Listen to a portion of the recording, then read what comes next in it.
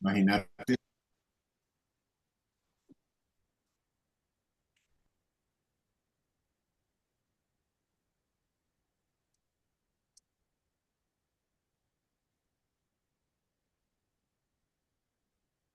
Muchos indios y ellos de la India, pues, y ellos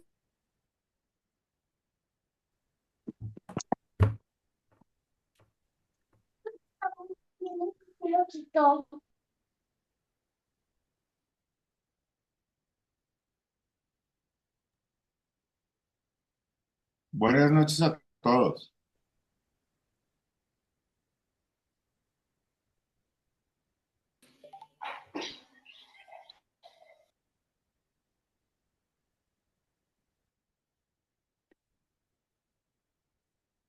Bueno, siendo las 7:01, vamos a iniciar nuestra charla de la noche de hoy. Contamos a una amiga, compañera, que ha sido profesora de algunos de ustedes y ella es la doctora Natalia, que trabaja como cardióloga intervencionista en el Hamilton Health Science y es directora del programa de imagen intracoronaria en la Universidad de McMaster. Natalia nos va a presentar la utilización del OCT en distintos settings de la enfermedad coronaria. Natalia. Doctor Villegas, muchas gracias por esa introducción y yo tengo que confesar que estoy feliz de estar acá con ustedes. Ustedes son mi casa, mi familia y yo siempre encantada. Solo tengo una queja, que esto es en Zoom. La próxima vez me llevan en persona. Este es el último Zoom meeting que hacemos este año, pero ya el doctor Cabrales, el doctor Medina, todos me prometieron que nos vamos a ver en Santa Marta, así que allá nos vemos sí o sí. Y quería empezar contándoles una historia que sí, que tengo que ir en persona a Colombia porque fui al CITIC en México y hubo alguien que se me acercó y me preguntó que si yo era venezolana y otro se me acercó y me dijo que si yo era mexicana y dije, bueno, esto no puede ser, yo que soy más colombiana que colombiana, así que ya nos vemos en Santa Marta porque tengo que reafirmar estas raíces, así que ahí les cuento. Am, lo que esperamos de esta sesión y el doctor Osorio y el doctor Villegas me pidieron que fuéramos muy prácticos, que se pudiera hacer discusión y que ustedes pudieran hacer preguntas, escribir por el chat o entrar en la sesión y hacernos las preguntas, porque Avod, y yo quería agradecer a Cristiane que está unida acá, es el que está haciendo el soporte de esta sesión para que esta noche sea posible y la verdad es que lo que quieren es que hagamos algo muy práctico y que ustedes me puedan preguntar lo que quieran en esta sesión. Así que los temas son muy variados y yo quería contarles primero que esto fue lo que el doctor Osorio y el doctor Villegas preparamos para la sesión y como ven son muchísimos tópicos y querían que compartiéramos un poco lo de las nuevas guías. Las guías en los dos últimos años han cambiado muchísimo. La verdad es que la gente que han sido apasionados por la imagen, estábamos esperando lo que pasó el año pasado y este año. Y yo creo que queríamos revisar el Qué papel de la vaina, qué imagen tristeza esto. en el síndrome Qué coronario yuca. agudo, porque todos tenemos muchos mitos del síndrome coronario agudo, que el síndrome coronario agudo no es un evento para hacer imagen, y la verdad es que eso cambió, que ahora se los voy a mostrar. También queríamos tener una discusión cortita de los trucos para que la OCT quede bien, porque eso es una frustración de todos. Y tengo en otro computador conectado el software de Ultron 2 que ha sido revolucionario. La verdad es que te hace las cosas supremamente fáciles y que abramos las preguntas para que podamos discutir. Como ustedes saben, yo puedo hablar de OCT horas y horas y no me canso, así que el doctor Villegas, el doctor Cabrales, el doctor Alvarado, el doctor Fonseca, los que quieran me paran y discutimos cuando quieran. Entonces yo quería empezar y la verdad es que este caso se puede empezar con una discusión y a lo mejor los que no quieran participar en vivo pueden también poner el mensaje en el chat.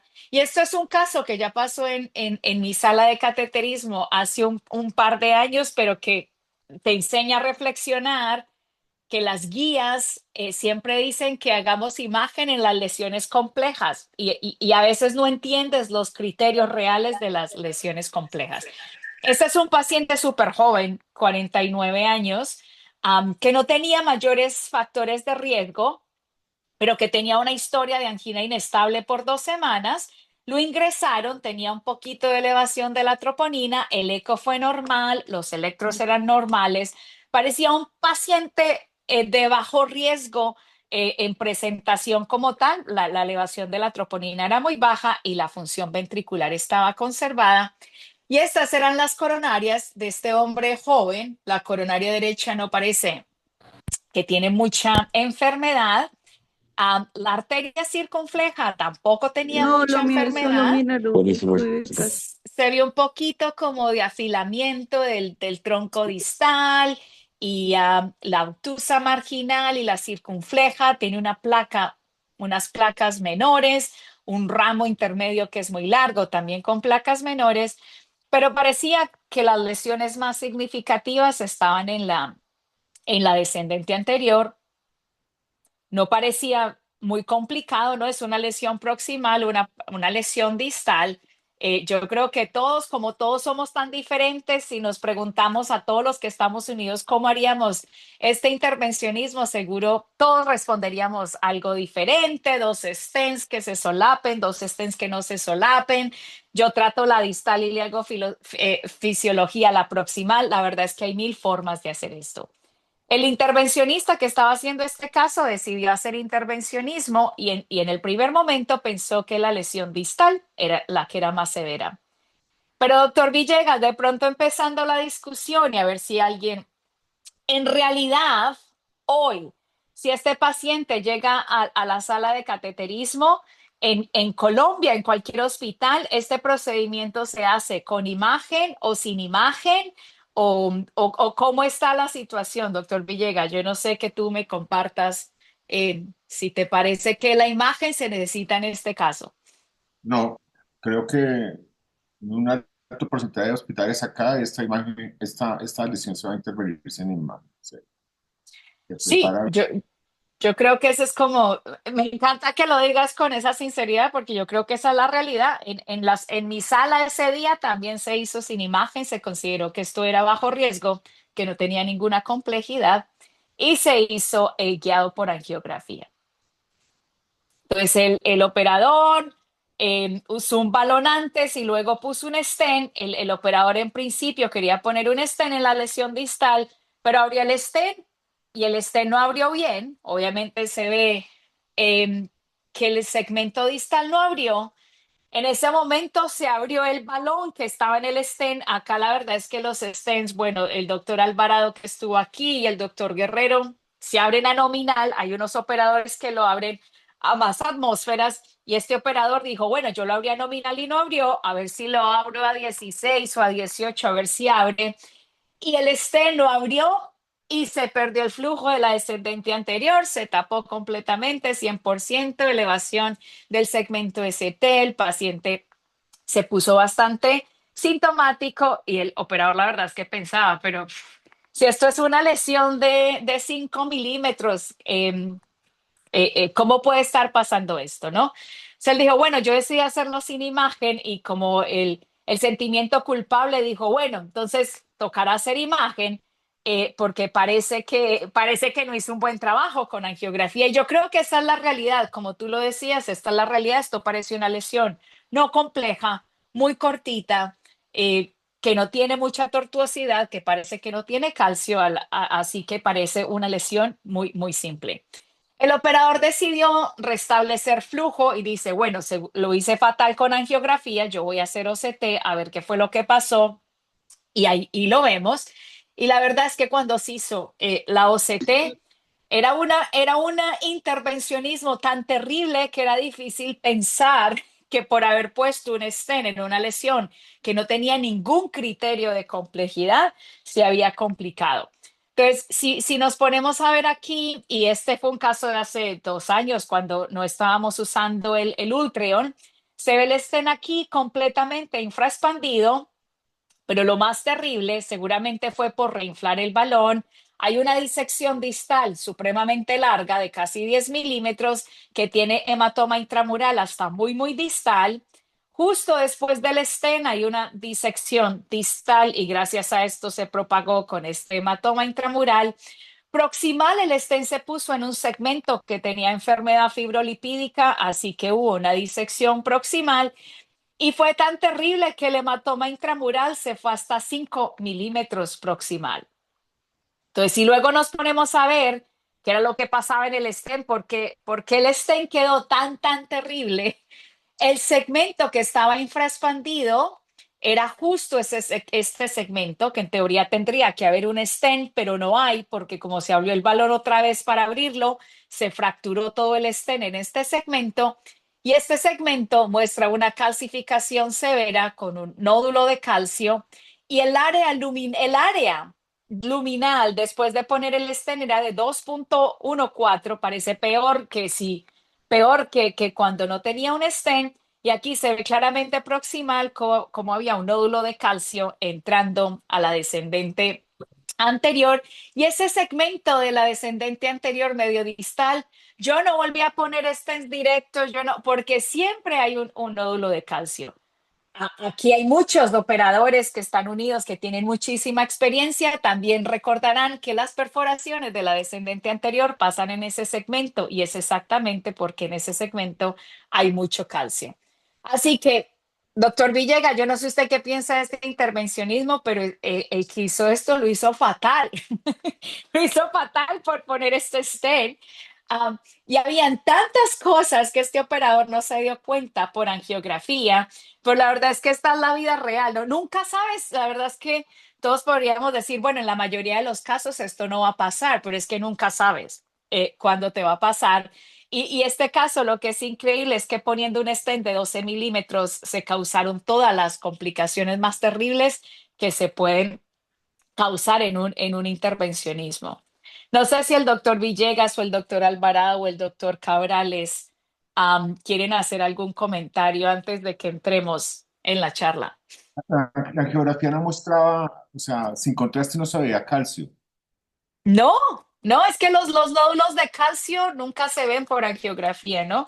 Y ese es un problema porque los nódulos de calcio por dentro tienen macrófagos y cristales de colesterol y desarrollan una capa fibrótica, que es la capa que está entrando al lumen. Entonces, los nódulos de calcio, a no ser de que el calcio sea como una roca, no se ven realmente por angiografía. Pero otra vez, a los que están unidos a la sesión recordarán que si alguna vez han tenido una perforación de la descendente anterior, ha sido exactamente en ese segmento, porque los nódulos, el segundo segmento más prevalente de los nódulos de calcio es exactamente ese segmento de la descendente anterior. Yo, la verdad, doctor Villegas, por angiografía, yo no había ningún criterio para pensar que este intervencionismo era complicado. Yo creo que ese es el mensaje, ¿no? Que sin usar así imagen, el día que va a haber una complicación, la verdad es que hay veces que la angiografía te deja sin saber, ¿no?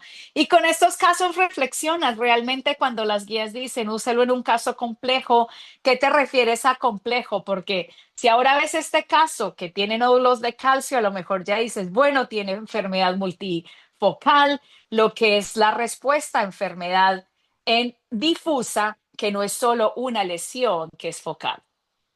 Pero bueno, doctor, solo queríamos mostrar este caso al principio para hacer la reflexión que mal trabajo se puede hacer en cualquier momento y que a lo mejor la angiografía limita muchísimo, ¿no? Y yo creo que en la inspiración y las guías, la verdad es que esto se estaba esperando hace mucho tiempo porque muchas veces la cardiología es una especialidad que está basada en la evidencia completamente, así que siempre estamos buscando que haya alguna evidencia antes de que nosotros adquirimos algún procedimiento, algún medicamento, y siempre necesitamos un montón de evidencia y que esa evidencia soporte las guías, ¿no? De práctica clínica. realmente las guías europeas el año pasado reconocen que la imagen con ultrasonido o con OCT se recomienda cuando hay una lesión compleja anatómica, en particular en troncos, en bifurcaciones y en lesiones largas, que la verdad que si ahora lo piensas, cualquier enfermedad multifocal al final es una enfermedad larga y le dan una recomendación de 1A. Y la verdad es que esto se hace el soporte con los estudios que les puse unas diapositivas de los más importantes de los estudios que soportan hacer imagen en enfermedades complejas. Pero estas guías, esto se sabía que esto iba a pasar, que en algún momento las guías iban a recomendar, pero lo mejor que pasó y que pasó este año es que las guías americanas luego publican que no solo en lesiones complejas, y esto es una cosa importante para la práctica clínica, sino que en síndrome coronario agudo, en los pacientes que necesitan intervencionismo, el ultrasonido y la OCT está recomendada para guiar el procedimiento. Y a esto le dan una indicación 1A. Así que en este momento, ambas guías, tanto para enfermedad crónica como para enfermedad aguda, recomiendan imagen con una recomendación 1 y con un nivel de evidencia A.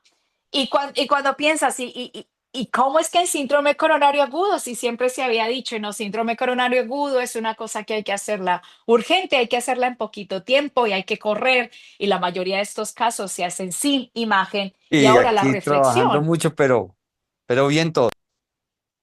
que la recomendación es que ahora también se haga en síndrome coronario agudo. ¿Algún comentario, algún doctor antes de que sigamos mostrando los estudios? ¿Esto les parece bien? ¿Les parece mal? Lo estábamos esperando. ¿Les parece que está sobrevalorado? Lo del síndrome coronario agudo, yo me sentí muy feliz. La verdad es que me pareció buenísimo que lo pusieran porque es la realidad. Y en nuestro centro de investigación se hacen muchos estudios de síndrome coronario agudo, muchos de ellos con imagen. Y parecía increíble que el síndrome coronario agudo en nuestra práctica clínica se vea como el intervencionismo más simple que hacemos, y que lo único que es complejo es una bifurcación y una calcificación, y que el síndrome coronario era muy fácil. Y todos los estudios con imagen muestran que la verdad es que tener un buen outcome en un síndrome coronario agudo es muy fácil, porque como los vasos están tapados o subocluidos, una vez que se restablece el flujo, aunque pongamos un stent malísimo, el precio que pagas es que el paciente se siente súper bien rápido, el outcome se genera, el buen outcome se genera, pero la optimización del stent es muy difícil en estos eventos, ¿no?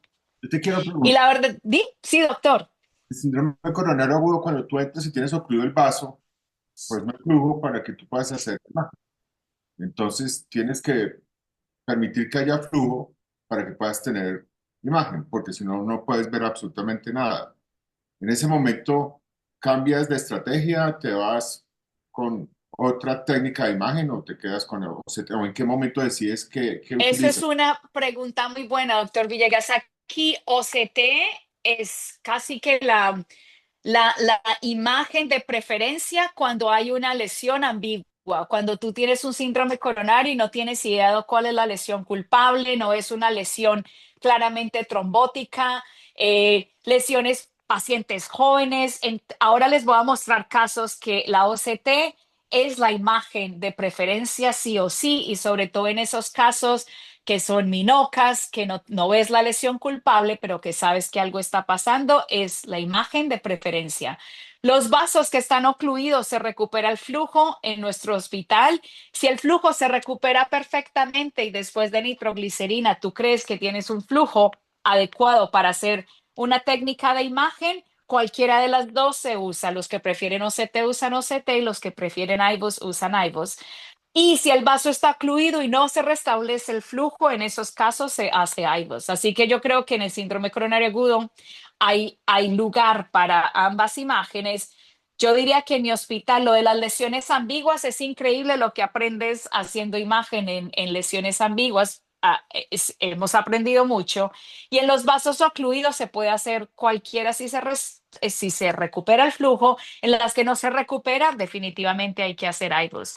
Otra cosa que se está haciendo cuando hay una carga de trombo muy alta y pones un stent y no te sientes confortable haciendo la optimización ese día porque hay mucho trombo, se pone un stent que esté medianamente optimizado y el paciente se trae 1 o 2 días después de estar con integrilina o con cualquier medicamento para hacer imagen y optimización. Yo creo que eso es más o menos lo que se hace en síndrome coronario agudo.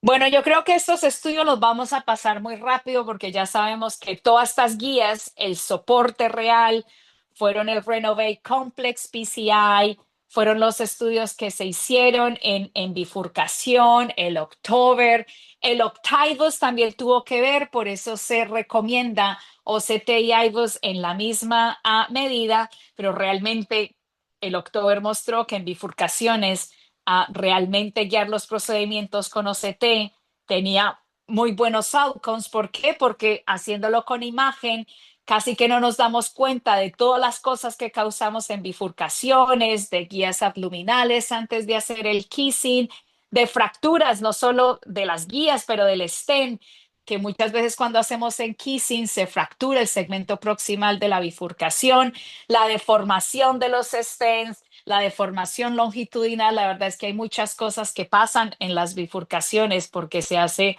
optimización, pod, repod, eh, kissing, que realmente todas estas complicaciones se ven muchísimo mejor si el procedimiento se guía con imagen. Otro estudio que fue el Illumien 4, que hay gente que lo toma como un desastre, como un failure. La verdad es que cuando lo ves no fue tan failure y ahora se han empezado a publicar los subestudios del Illumien 4 que incluyen el calcio y diferentes settings en particular.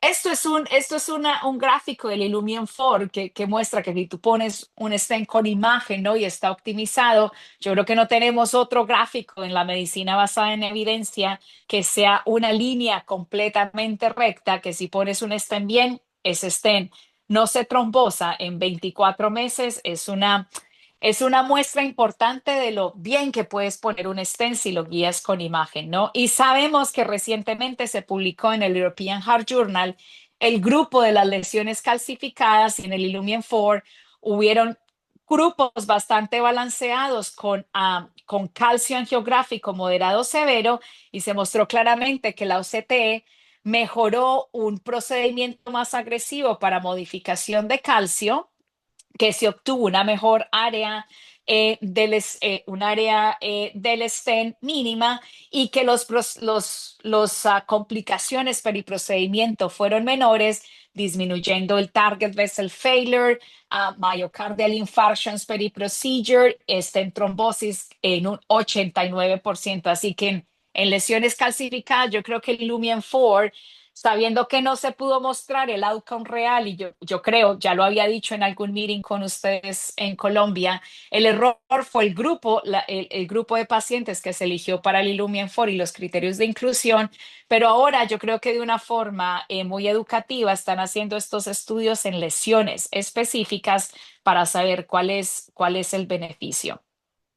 Se han hecho estudios de costo-efectividad y antes de que entráramos live les estaba contando al doctor Villegas y el doctor Alvarado que en Canadá y en Ontario nosotros antes estábamos restringidos para hacer imagen intracoronaria y solo lo podíamos hacer en lesiones complejas, en cosas que consideráramos importante, y Ontario se dio cuenta que le sale más barato y que los outcomes son mejores si nosotros usamos técnicas de imagen, y ahora los hospitales reciben un reimbursement más alto si los procedimientos se guían con imagen. Y en el Renovate Complex PCI, cuando se hizo la proyección a 10 años, se dio cuenta que el valor agregado en el procedimiento por usar un catéter de imagen eran $1,000, pero que estas líneas se cruzan en la costo-efectividad, y la verdad es que que los pacientes no vuelvan al hospital, no tengan reintervenciones, no tengan stent trombosis, se ve reflejado en el tiempo.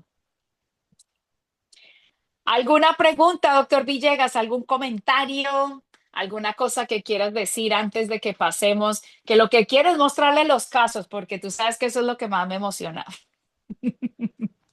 Sigue, no sé, ¿algún colega tiene alguna pregunta?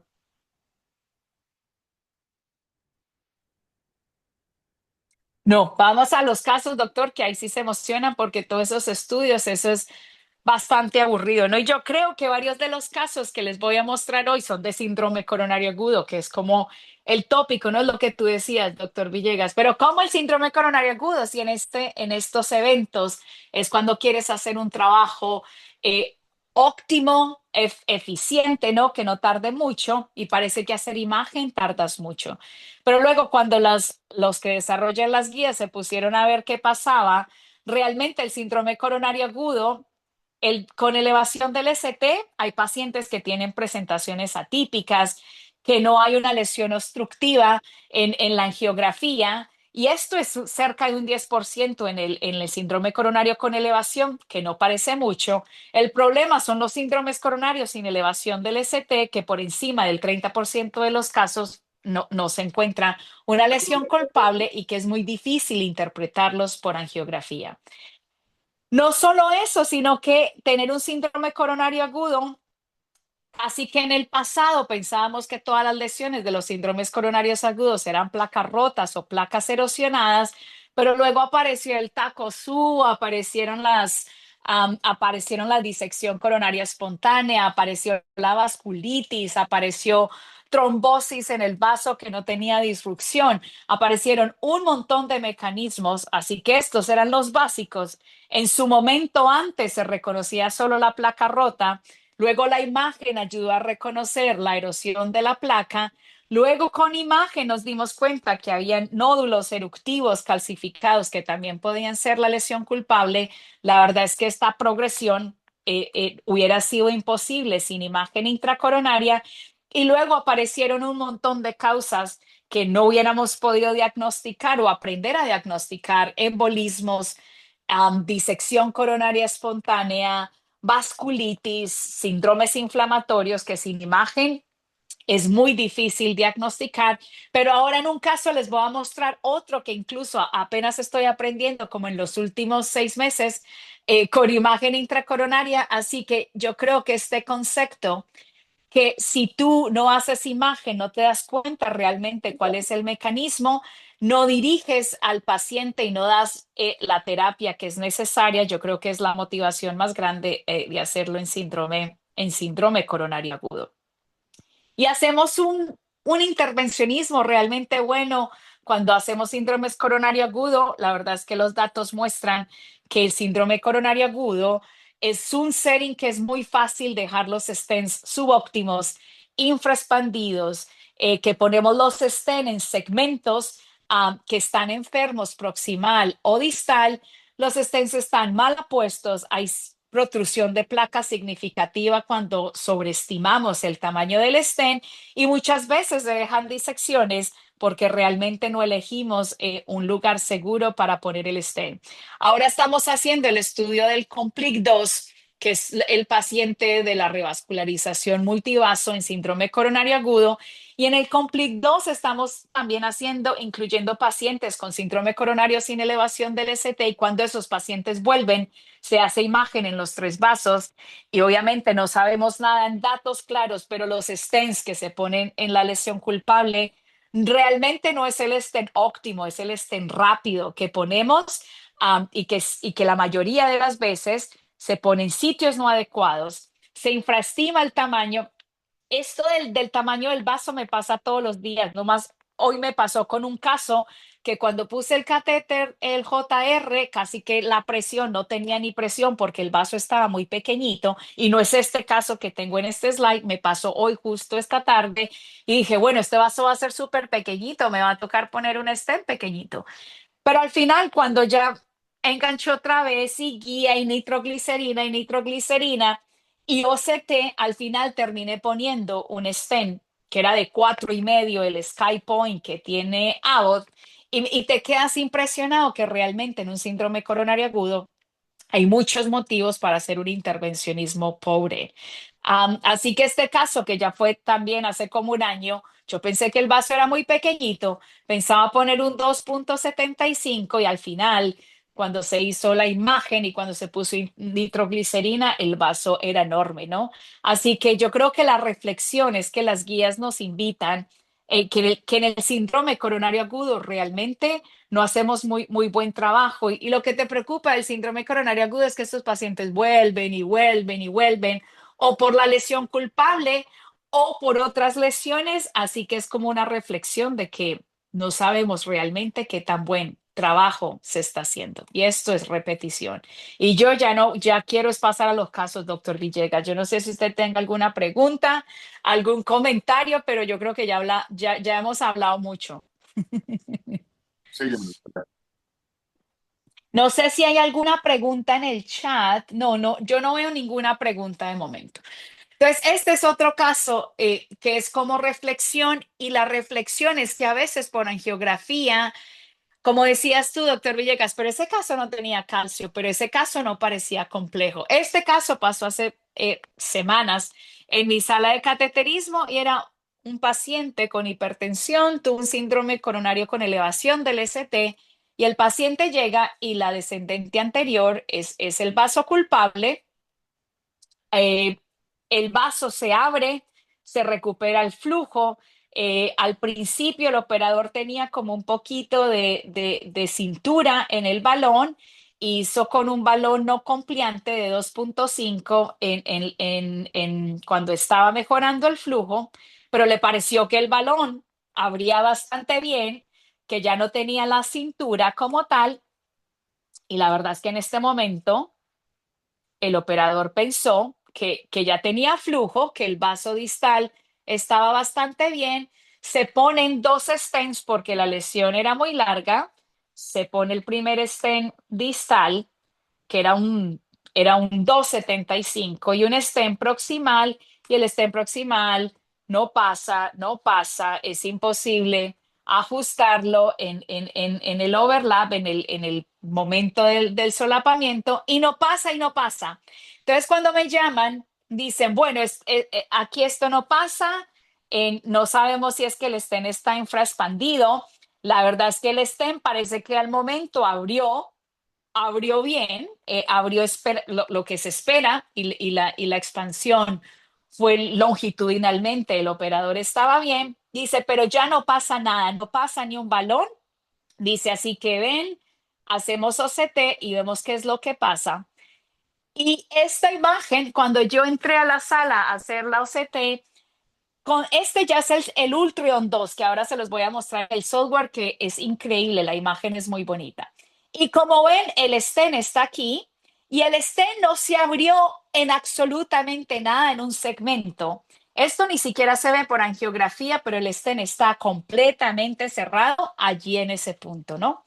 Entonces, la gente dice, ay, el catéter de OCT no pasa por ningún sitio. Pues pasa, ya les digo yo que aquí pasó con este stent.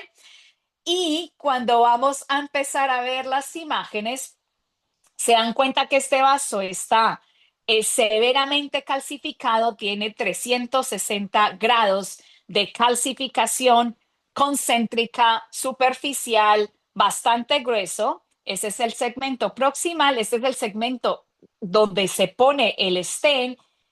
Este es el proximal y luego se dan cuenta cómo el stent se queda de esta manera. Yo cuando lo veía, yo decía, pero si los balones N se abrieron bien, si el stent angiográficamente abrió bien, ¿cómo te esperas este segmento del stent que no abrió en absoluto? El área luminal de este stent es 1,47. El stent definitivamente no abrió nada y luego se ve distalmente que el stent abrió eh, casi que con unos diámetros luminales esperados para el stent, 2,70, 2,69, pero es increíble ver que este segmento no abrió nada y que el operador no se dio cuenta ni por angiografía, ni cuando abrió el stent, ni nada. En este momento no hubo nada que abriera ese stent y tocó hacer shockwave dentro de este stent en este momento porque nada, ningún NC, ningún balón abrió el stent después y tocó hacer Shockwave en ese segmento. La verdad es que la infraexpansión es increíble. Y es increíble porque por angiografía era casi que imposible entender que ese stent estaba completamente cerrado en ese segmento. Y bueno, al final se hizo Shockwave, se puso el otro stent, se quedó una expansión bastante decente. Pero esta es la reflexión que esos casos, y como decía el doctor Villega, una vez que uno recupera el flujo, lo de hacer imagen, yo creo que es una decisión del operador. Cuando te pasan estos casos, realmente no sabes. Y yo creo que casi que un error que te enseña el intervencionismo es haz OCT o IVOS cuando te pasa una complicación. La verdad es que sería mejor saber esto al principio, ¿no? Y no tener estos eventos. Lo peor de este caso es que si el stent proximal hubiera pasado, este paciente se hubiera quedado con ese stent infraexpandido y hubiera tenido una trombosis del stent. ¿Algún comentario, doctor? ¿Algún comentario en el chat? Dicen un síndrome coronario agudo con elevación luego de poner el stent y no hay imagen, se recomienda hacer POD con balón. POD significa como la optimización, o con balón NC. El síndrome, yo la verdad es que después de hacer mucha imagen te das cuenta que los stents, yo realmente, afortunadamente no hago ya muchos procedimientos solo con angiografía, pero a medida que pasa el tiempo entiendes que los stents directos sin optimización siempre tienen segmentos de infraexpansión, a no ser de que la placa sea súper lipídica, puramente lipídica y que el stent abra bien. Así que el mensaje luego de que haces imágenes es que casi que el 100% de los stents se optimizan porque dependiendo del burden de la aterosclerosis, los stents directos sin optimización realmente no se abren bien. En un síndrome coronario con elevación del ST, yo siempre optimizo los stents con balón NC si la carga trombótica me lo permite. Y como les dije antes en la sesión, lo que hacemos ahora es que si la carga trombótica es altísima y queremos evitar un no reflow, esos pacientes se les pone un stent sin optimización, se van para la unidad coronaria, se quedan con medicamentos intravenosos por 1 o 2 días y se trae de vuelta para hacer optimización. Yo creo que ese es el mensaje. No veo otras preguntas, doctor, entonces voy a seguir con este caso. Y ahora reflexionamos qué hacen ustedes. Si quiere el doctor Alvarado puede hacer comentarios en este caso, porque el doctor Alvarado estuvo aquí un año y sabe lo que haríamos nosotros. Pero este es un paciente joven con todos los factores de riesgo que tuvo un infarto en el 2021 y le pusieron un stent. Lo único anormal es que la circunfleja tenía un nacimiento anómalo y el paciente viene ahora, este caso pasó empezando este año con un síndrome sin elevación. Esto es un caso de la vida súper real. Síndrome coronario sin elevación, cambios eléctricos, troponina bastante elevada y tú vas a la angiografía y este paciente tiene una función ventricular completamente normal, no se ve ninguna anomalía de la movilidad regional. La descendente anterior tiene un poquito de placa en el segmento medio, en la diagonal, parece que el flujo está normal, no se ve ningún defecto del lumen. Y ahora les voy a mostrar eh, la coronaria derecha no parece con una lesión trombótica y la circunfleja anómala tiene un stent en el segmento proximal, que fue el que se puso en el 2021, pero la angiografía muestra un stent que parece que está abierto sin ningún defecto de luz, sin ningún problema. Pregunta, doctor Alvarado, ¿tú qué haces? ¿Tú qué crees que en Colombia pase con estos casos? Un paciente viene sin elevación del ST y tiene troponina real elevada y tú no ves nada por angiografía y función ventricular es normal. Mm, bueno, Natalia, me llama mucho la atención eh, dos cosas. Uno, bueno, no hay ningún defecto de la contractilidad a nivel del ventriculograma, lo que digamos que uno pudiera dejar o digamos confiarse en ese segmento de que dice, bueno, no tuvo un evento coronario grande, pero a mí me llama la atención en la angiografía, la descendente anterior del segmento medio, a pesar de que tiene una placa como en la bifurcación, sí me gustaría como ver algo más de la conformación de esa lesión. Y respecto a la circunfleja, me llamaría la atención era ver si el diámetro, porque el vaso se ve enorme, no sé si el stent que pusieron en ese momento, pues tiene el diámetro, pues la calidad de la imagen no me va a definir, pero si el stent que tienen es, que está puesto en ese momento es del diámetro del tamaño del vaso, porque es Adecuado. gigante, exactamente. ¿Y tú crees que en Colombia este caso le harían imagen en este momento? ¿O se diría que se dejan tratamiento médico con la troponina, se ponen en enfermedad en medicamentos antiplaquetarios duales y se dejan tratamiento médico? Yo creo que en nuestro centro le haríamos imagen a la descendente anterior. Ujú. Sería, digamos, yo le haría OCT y seguramente mis colegas le harían IBUS u OCT, cualquiera de los dos, pero o sea, mínimo estudiaría la de A mínimo. Mínimo. Ese es un concepto muy importante. Yo después de hacer mucha imagen, y tú sabes que yo hago mucha imagen, en estos síndromes coronarios yo aprendí que hay que hacer imagen del stent previo sí o sí.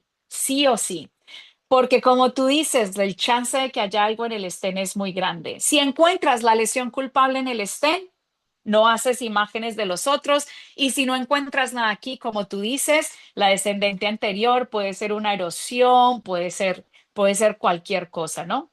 En este caso se empezó con la circunfleja anómala y el stent, y cuando se hizo, nos dimos cuenta que el stent estaba que el healing del stent había sido completamente inapropiado. Todos los straps del stent están protruidos sin cubrimiento por neoíntima y este stent es 4 años, lleva 4 años de puesto. Todos los straps están expuestos sin neoíntima. Algunos no solo están expuestos, sino que están flotando y están llenos de trombo. Esta era la lesión culpable del síndrome coronario agudo. Todos estos straps que están mal apuestos sin neoíntima se trombosó. Hay casos que por angiografías, como tú dices, es imposible. Tú mismo lo dijiste, ay, esa circunfleja es enorme. No sé si el stent que le pusieron está bien. Y la verdad es que los vasos después de los síndromes coronario agudos se remodelan y muchos de estos stent terminan siendo de estas características. Así que esto es un mensaje en síndrome coronario agudo.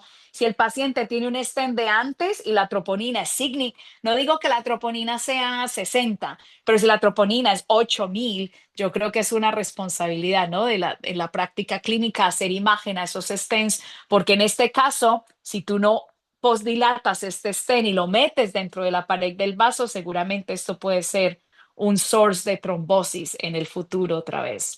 Natalia, yo no sé si, pues aquí meter la cuchara, no sé si nos, o sea, yo tengo la respuesta, pero me gustaría que nos contaras de tu experiencia en síndrome coronario agudo. Muchas veces hay dos cosas que preocupan mucho a la hora de hacer imagen. O sea, sacando el costo, ¿no? Que es un problema grave, pues en nuestro país.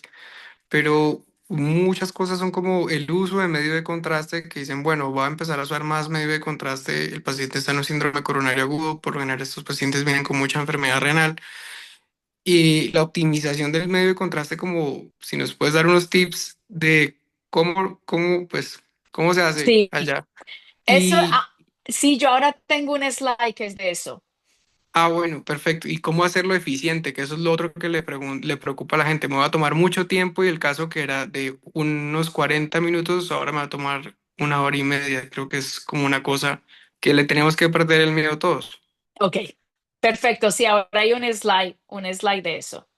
Doctor Perdón, Natalia, Cabrales. yo te iba a hacer asociado a las preguntas que hizo Hugo, cómo obtener unas imágenes óptimas, porque en este sitio, con una canulación tan compleja, con un Sí. volumen de contraste tan complejo, con una circunfleja, pues tiene que ser muy experto para lograr estas imágenes, porque la verdad es que uno no logra una imagen tan bonita de este tipo de vasos anómalos, especialmente, o de vasos muy grandes. Entonces, ¿Cuáles son los tips adicionales? Doctor, esa pregunta es muy buena. Yo creo que si quieren, voy a ir a ese slide en este momento. Estoy buscando el slide. La verdad, a mí me preguntan, hace poquito me preguntaron, creo que fue en el CITIG en México. Dice, doctora, ¿qué se hace cuando uno produce no reflow haciendo OCT? Digo, bueno, explícame bien. Dice, es que cuando uno hace OCT tiene que hacer por lo menos 5 o 6 corridas hasta que la imagen sale clara. Y yo creo que eso es un punto importante, como decía el doctor Alvarado. ¿Cómo haces para que la primera imagen sea perfecta y tú no tengas que repetir y repetir y repetir? Entonces, yo la verdad, haciendo mucha imagen y tomé unas fotos de cómo, yo creo que una cosa muy importante cuando uno va a hacer hacer la OCT, yo siempre lo digo cuando los visito, les digo, los pullbacks siempre tienen que ser de 75, no usen el de 54 nunca. No mejora nada, no sirve para nada y lo único que genera es que las imágenes tengan poca calidad.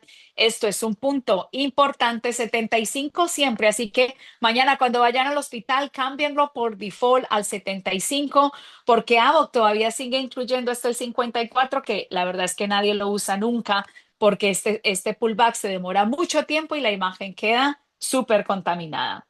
Otra cosa, y eso yo ya lo cambié el 100% y los pullbacks nuestros siempre son, yo no estoy mostrando casos buenos, los pullbacks siempre son de buena calidad, es que nunca hagan la retirada automática y que cuando ustedes eligen el trigger del pullback, en vez de ponerlo automático, lo pongan manual. Y esto cambia el día a la noche los pullbacks. ¿Y qué significa manual? Que cuando uno le da activación del pullback, uno le tiene que hacer otro clic para que la OCT comience. Si uno lo hace automático, le da el poder a la máquina de OCT de decidir la máquina cuando empieza el pullback. Entonces lo que pasa es que tú inyectas, la máquina de OCT ve la imagen y dice, bueno, yo creo que aquí ya está claro. Y en eso se demora 3 segundos. Y cuando empieza el pullback, ya no es de tan buena calidad, el contraste dentro del vaso se perdió. Así que estos son 2 tips que realmente para la calidad, eso es todo lo que necesitas, hacer un pullback que sea de 75, una inyección manual. Nosotros dejamos de hacer tantas angiografías. Si crees que tienes que hacer OCT, si crees que tienes una bifurcación, no hacer más imágenes angiográficas y hacer una imagen en la que la OCT te permita el corregistro y te quedas allí. Así que lo otro tip es disminuir las angiografías. Si ya sabes que vas a hacer intervencionismo, que vas a hacer OCT, no hacer angiografías en diferentes ángulos. Esa es otra. Otra, ajustar el volumen y Abbott dice, usen 12 de volumen y 3 de velocidad para la coronaria derecha, usen 4 y 14 para la coronaria izquierda.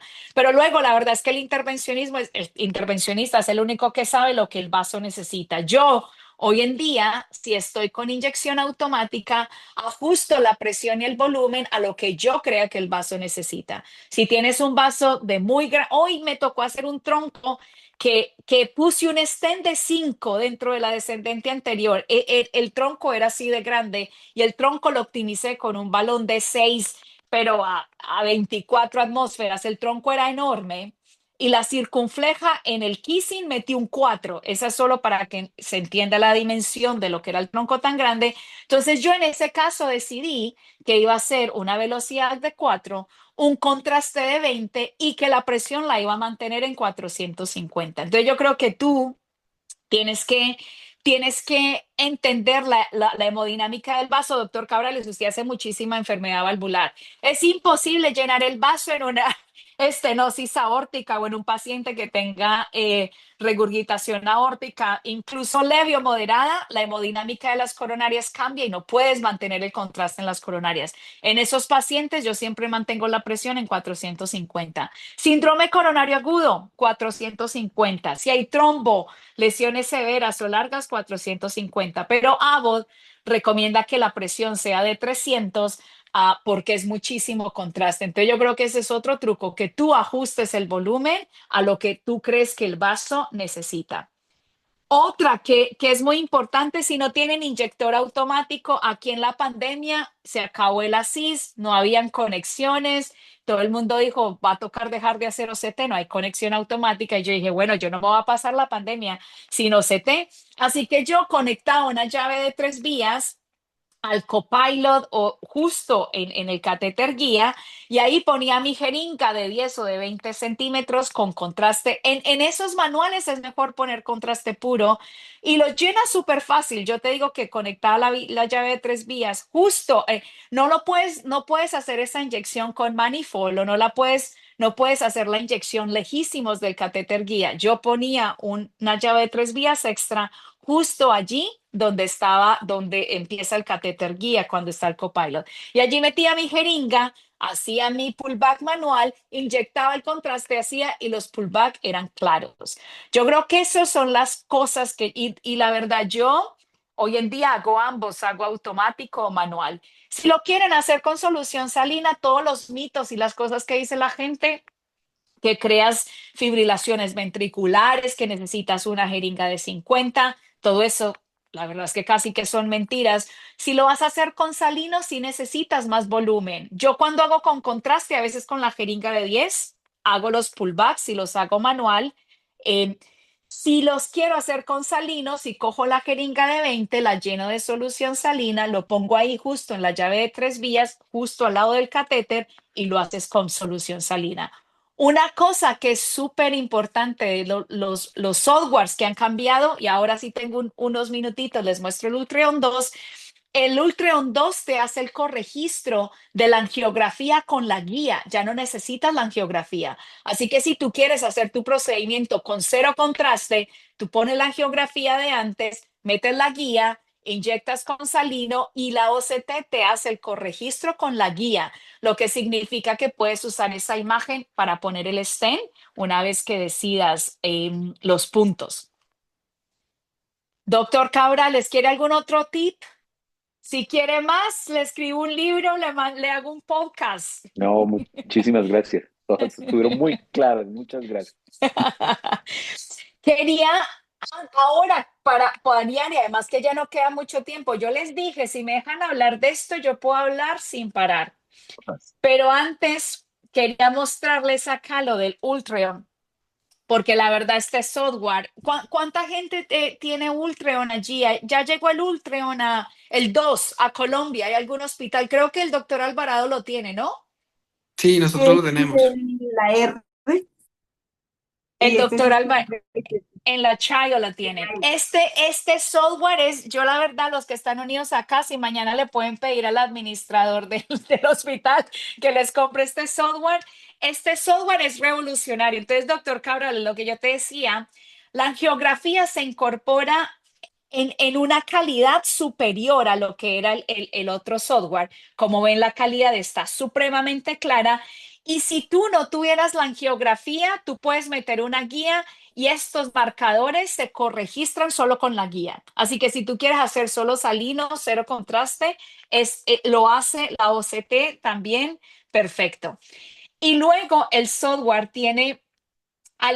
incorporó todas las cosas que nos daban pereza antes de hacer con el ActiView, incorporó la lámina elástica externa, que es esta línea blanca, incorporó la detección de calcio, las marcas de las bifurcaciones ahora son más grandes y las imágenes y Abbott, en teoría Abbott no cambió nada la velocidad. Yo les digo que yo creo que este pullback se hace mucho más rápido porque las imágenes cambiaron del día. La verdad es que tenemos fellows de primer año que están entrenándose y los pullbacks son perfectos. Así que este software, no sé lo que pasó, no sé si optimizaron. Yo he preguntado muchas veces, dice que se demora una longitud similar de tiempo, pero la verdad es que los pullback quedan súper, súper claros.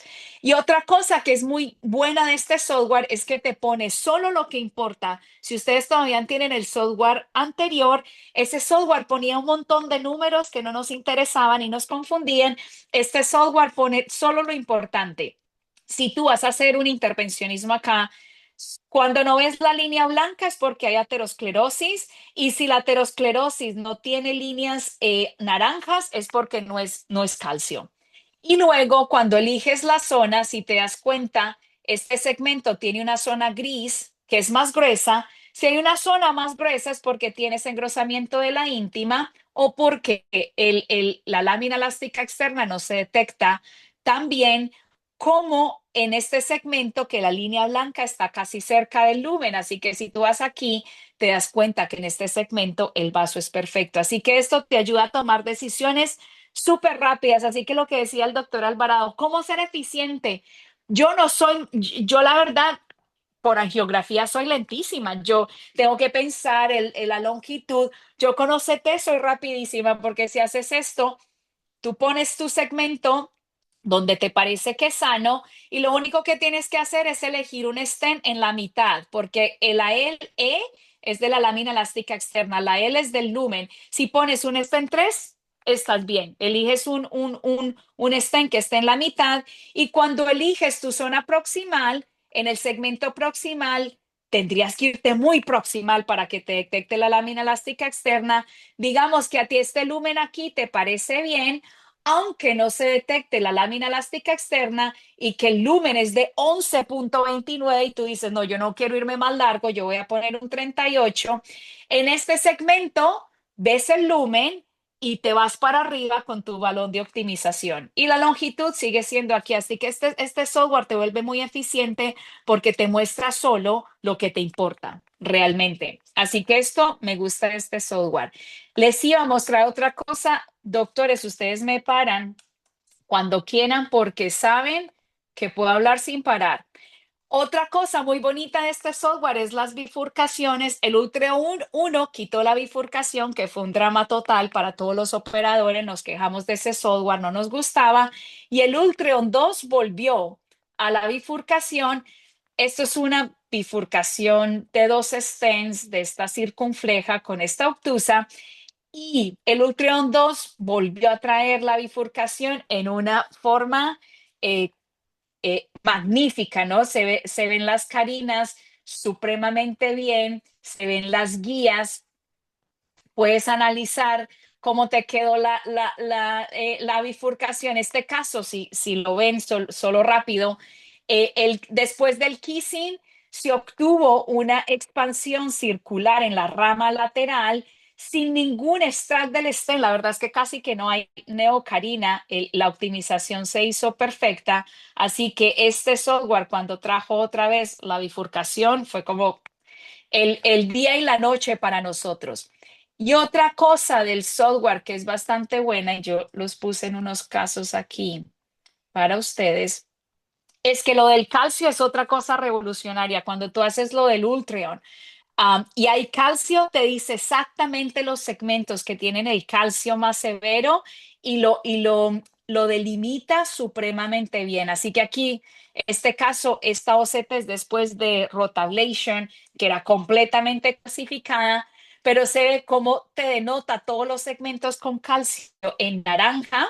Te pone las marcas en la angiografía para que tú decidas los segmentos en el cross-sectional, te lo pone en esta distribución y esta flechita blanca te muestra el segmento de calcio más grueso en cada cross-section. Yo creo que esos 3 puntos de que el PCI se vuelve súper práctico porque sabes la lámina elástica externa y el lumen supremamente rápido, en bifurcaciones en calcio, se volvió supremamente especializado. Y la pregunta del doctor Alvarado, ¿cómo te vuelves eficiente? Si tú ves esta bifurcación y cuando hice esta bifurcación, me acuerdo porque el fellow me decía, doctora, pero usted no va a hacer más imágenes, doctora. En esta bifurcación casi que solo tengo una imagen angiográfica. Cuando yo hice la angiografía y vi que me tocaba hacer una bifurcación, yo no hice más imágenes, yo puse un catéter guía, pasé 2 guías y las primeras imágenes de esta bifurcación, esta era la imagen angiográfica, fue con OCT. Otro truco es que una vez que decidas hacer OCT, tus angiografías se reemplacen completamente por OCT. Entonces, en vez de hacer una angiografía diagnóstica, la haces con el catéter. Después de poner el esteno, hacer otra cosa, no haces angiografías después de poner un esteno o un balón NC, porque tú sabes, tú haces angiografías cuando estás haciendo intervencionismo con angiografía porque te da miedo que estés disecando, porque te da miedo que hayas perforado. Ese riesgo, si tú haces el sizing perfecto, no existe.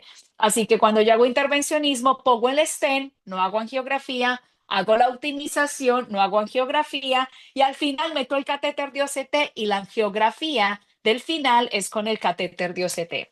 Así que yo creo que esa es una forma de volverse bastante eficiente con la OCT. Doctores, está hablando mucho, ya me pasé un minuto. Yo creo que voy a contestar unas preguntas aquí del chat. Una, experiencia del OCT en los puentes aortocoronarios. Esa OCT es la más fácil de hacer porque los puentes no tienen ramas. Entonces, tú metes casi que yo los puentes los hago con salino porque esa es la imagen más fácil de hacer porque es como un tubo. Tú metes salino y haces la imagen, muy fácil en los puentes. Otra, ahora que tenemos más difusión del angiotac en dolor torácico, si es reportado normal, vas y lo revisas tú mismo y corroboras que es normal. El paciente en los controles evidencia sutil elevación de la troponina. Lo metes a la sala de cateterismo con OCT en lugar de IBUS. Yo hago muchísimo angiotac y hay una cosa que depende de quién esté reportando el angiotac. Hay TACs que muestran enfermedad muy leve, pero que es enfermedad vulnerable. Yo si en el TAC, y lo hago yo misma, yo la verdad ni siquiera las lesiones de 70% las meto a la sala de cateterismo porque una lesión reportada en el angiotac del 70% es 50% en la angiografía. Así que yo en mis pacientes, si se reporta el 70%, la verdad es que ni los meto porque esa enfermedad está sobreestimada por TAC.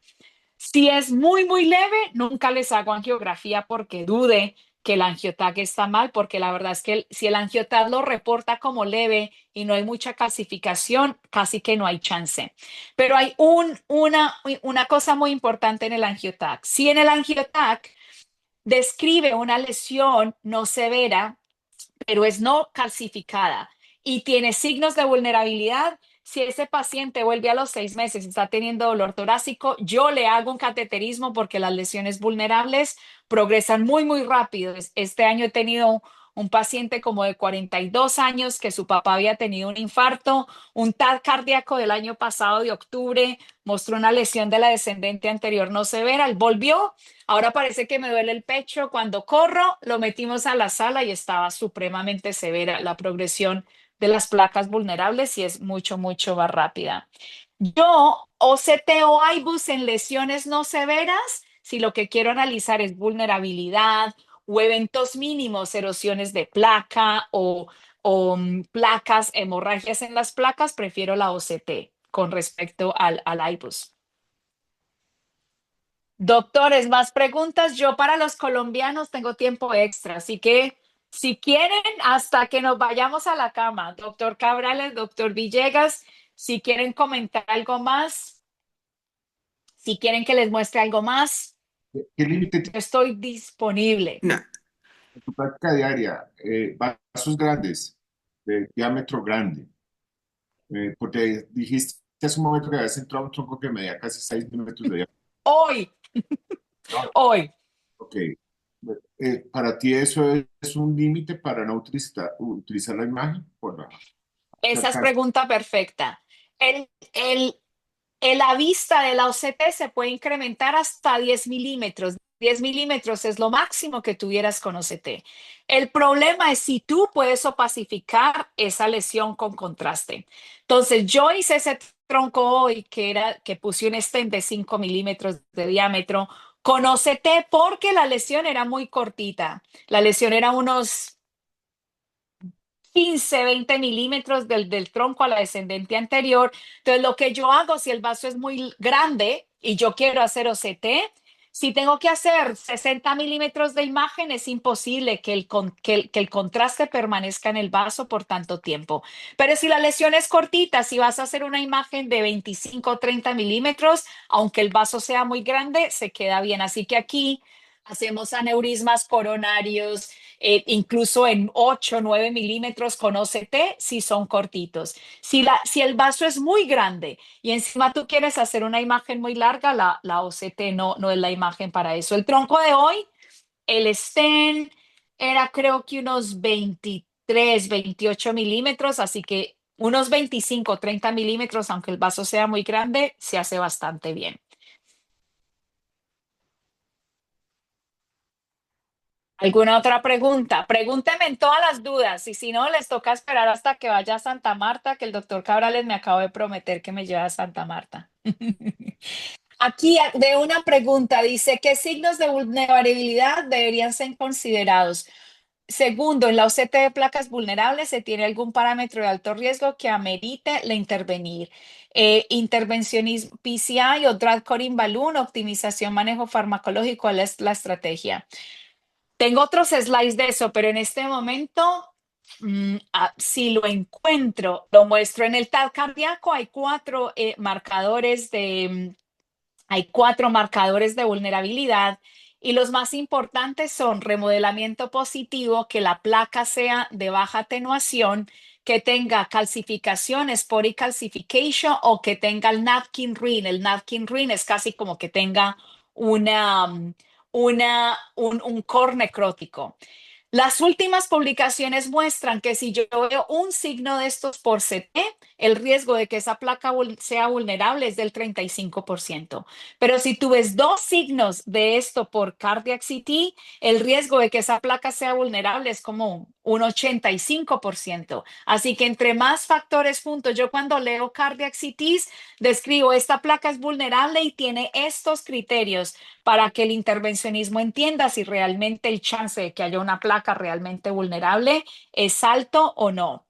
Y otra cosa, así que esos son los signos de alerta. Entre más placas, más características vulnerables, peor.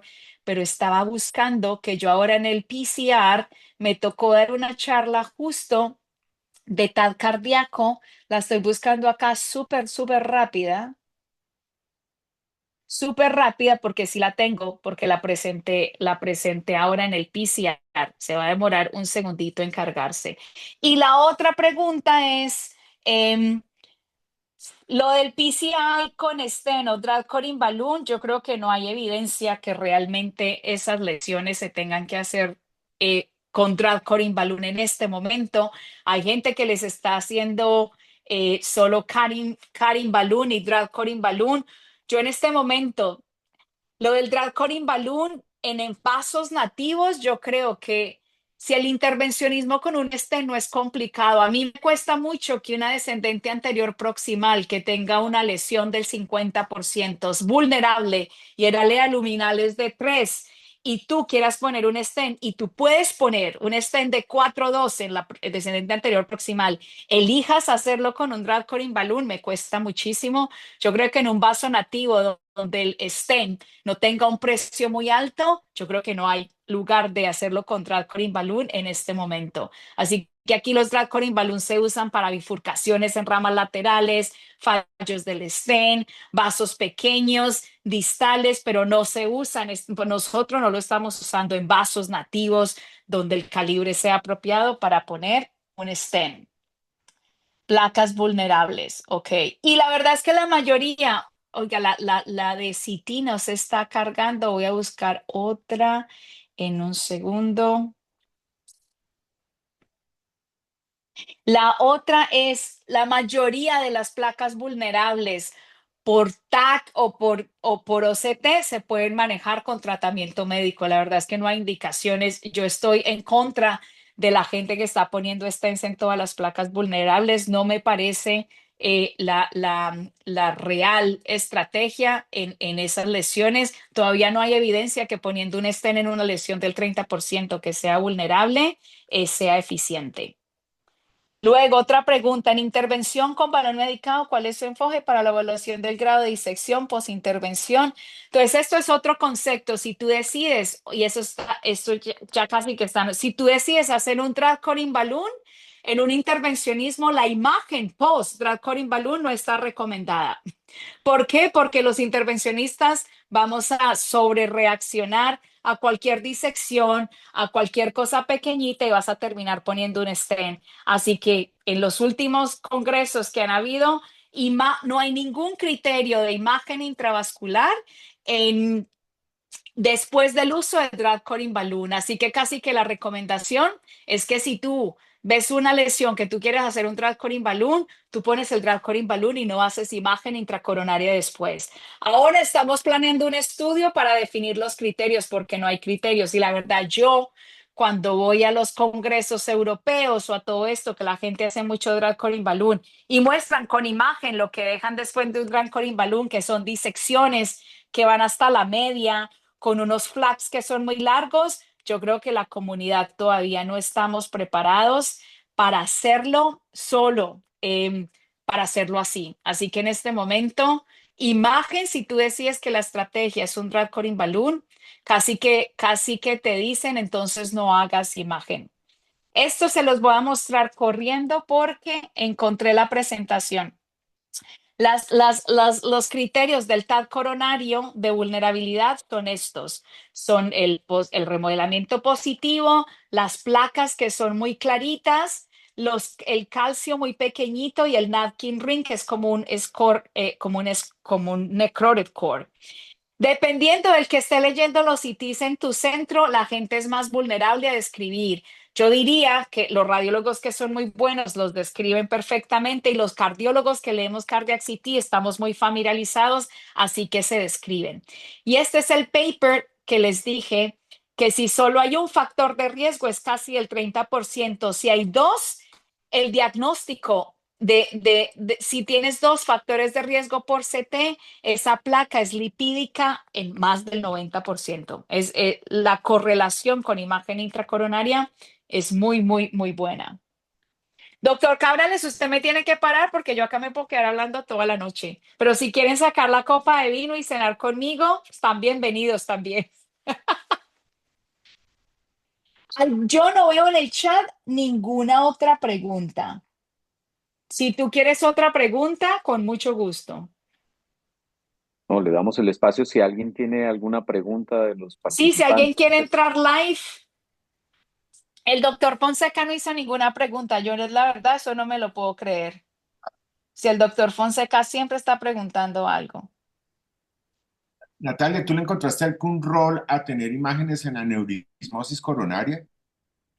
Cuando se... Yo, la verdad, solo le hago aneurismas si yo creo, porque los aneurismas, y en CT también se ve un aneurisma coronario, crea trombosis coronaria, ¿no? Y casi que el lumen se llena de trombosis coronaria. Si yo creo que ese paciente necesito aislarle el aneurisma porque eso está con trombo y eso está generando síndromes coronarios agudos o embolización, se le hace imagen y se planifica lo que se va a hacer con el aneurisma dependiendo de eso. Yo creo que esa es casi que la única indicación de hacerlo en aneurismas coronarios es analizar la trombosis laminar que hay porque todos esos aneurismas se trombosan en la parte laminar y si tú crees que eso está generando síndromes coronarios o síndromes clínicos, para tú decidir si hay gente que los aísla solo con Drakelutin stents, otra gente dependiendo del tamaño les pone cover stents, pero yo creo que la única indicación es esa, aquí no le hacemos imagen a los aneurismas coronarios solo porque sí, y si se va a intervenir alguno, preferimos casi que hacer un TAC cardíaco antes porque las características de esos aneurismas se ven casi que mucho mejor con TAC cardíaco que con angiografía o con imagen. Dice alguien, buenas noches, ¿qué opinión tiene de la OCT en pacientes post-trasplante versus... Oh, dice el doctor Fonseca que está juicioso. Oh, y que está triste porque no tiene el Ultron 2. La verdad, la gente, cuando los trasplantes cardíacos, desde siempre se ha hecho con iBus. Y la verdad, cuando entra la OCT, yo hoy en día creo que esos pacientes hay que hacerlos con OCT y hay que hacerlos con OCT porque porque las características de vasculitis, de progresión de aterosclerosis inicial se ve mejor con la OCT que con IVUS. Así que yo creería que si los trasplantes se hacen con IVUS, las características de vulnerabilidad, de instauración de aterosclerosis o progresión se van a detectar mucho más tarde si se hicieran con OCT, porque la OCT determina todas esas cosas pequeñitas, la infiltración de los macrófagos, que es fase temprano de la aterosclerosis, las células espumosas cuando se juntan todos los macrófagos, eso es una fase temprana. Todas esas fases casi que se obvian con el IVUS en el principio. Las trombosis laminares pequeñitas, el engrosamiento de la íntima, la placa, las hemorragias dentro de placa, los microvasos, todo eso con el IVUS no se ve. Muchos centros ahora en trasplante casi que se cambiaron completamente a la OCT en los pacientes con trasplante. Yo creo que no se me pasó ninguna pregunta del chat, doctor Cabrales, pero si hay alguna otra pregunta, aquí estamos. No, muchísimas gracias. No, creo que se resolvieron todas las preguntas. Creo que fue muy enriquecedor este espacio, como siempre, como de costumbre. Es muy agradable que tú nos compartas toda esta experiencia Y ah, eso que no le con conté, no nosotros. alcancé, doctora, a contarle la emoción que tengo de lo que estoy aprendiendo, pero usted me prometió que me va a llevar a Santa Marta, así que en Santa Marta me programa una sesión. ¿Cuál es tu obsesión de la imagen en el último año de Natalia Pinilla? ¿Usted con qué se obsesionó? Porque tengo una nueva obsesión, pero podemos prometer que se las cuento en Santa Marta mejor. Por supuesto, esto está organizado de la visita de Natalia a Santa Marta, que vas a venir, por supuesto. No sé, Un Jorge, si tengas abrazo para alguna cosa todos. más, ¿Alguna cosa más? más que agradecer. Doctor Villegas, nos vemos en Muchas Santa Marta. gracias. Allá me llevan a cenar. Doctor Alvarado, ya tengo cita hasta con la esposa del doctor Alvarado. Y Así que si no me doctora lleva, doctor Cabrales, No, Natalia, todos te llevamos. por favor, doctor, usted sí me rescata. Si el doctor Cabrales no me compra el vuelo desde Toronto, Yo te llevo. el doctor me lleva, eso sí sé. Muy Oiga, querida, chicos, muy chévere su mi charla. corazón está con ustedes. Yo voy por el mundo muy, muy orgullosa de mi corazón colombiano y espero que dentro de pronto estemos allí en Santa Marta. Les cuento mis obsesiones de la imagen, más cosas que he aprendido y nos vamos a cenar juntos. Muchas Un gracias. abrazo grande para todos. Chao, chao. Chao, Natalia, gracias. Chao, muchas chao. gracias a todos.